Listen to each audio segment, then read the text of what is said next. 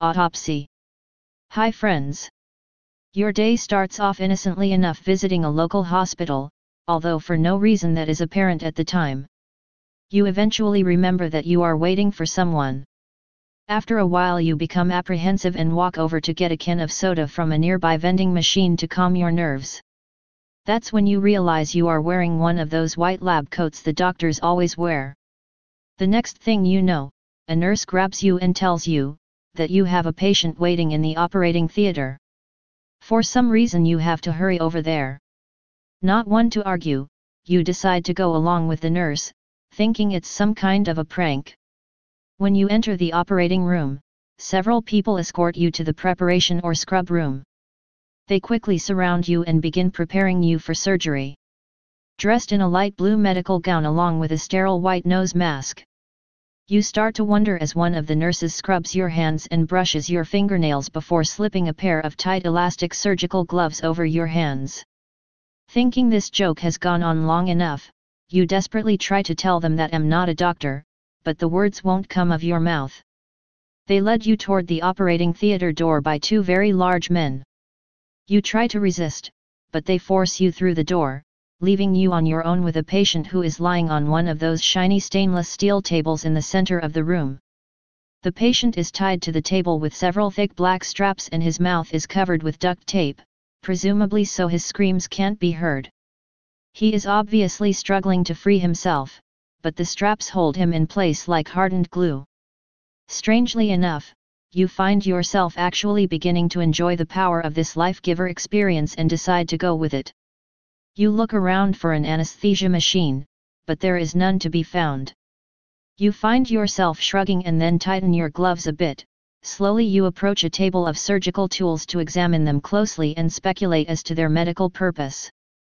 You notice your mask is becoming uncomfortable and is making you feel somewhat stuffy, so you loosen it and let it hang over the surgical gown, just below my chin. Amazed, and also captivated, by the variety of tools available.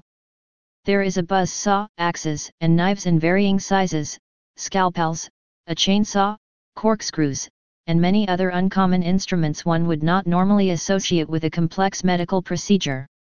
You pick up one of the scalpels and grasp it tightly. It feels good in your hand and you sense a feeling of know-how and power. Then you become overcome with an extreme urge to cut into the patient. Pausing, you ask yourself, what the hell am I doing?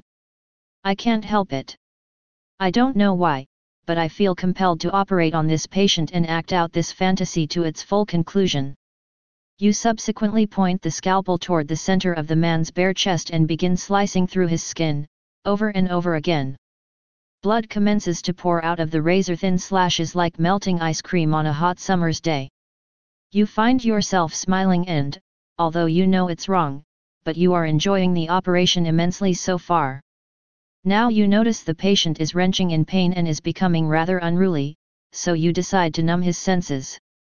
I must complete the procedure. The procedure is all that matters, you say out loud as you grab a drill off of the table and tighten a polished 1/4 inch fishtail bit in its tiny chuck jaws. You aim the drill bit directly above the man's nose and ram it through his sweaty forehead. Again and again. Hole after hole. Blood is everywhere. Even the recently disinfected white walls of the room look like they have been freshly painted, exhibiting bright red splats and streaks over their angled surface areas. The patient now lies motionless, but appears to still be breathing lightly. That's better, you declare. Continuing the operation with a hacksaw, a tool you are quite familiar with in real life. You slowly saw into the patient's pulsating lungs through his now wide-open chest cavity. Consequently, his lungs deflate with a quiet hiss and crinkle up like used tin foil. Forcibly opening the chest cavity even further, you grasp the man's still beating heart by its outer edge and begin to incessantly stab at its center with a paring knife. It stops beating shortly thereafter and you feel that you have succeeded in some way. One more thing to do and the operation is complete, you quietly remark.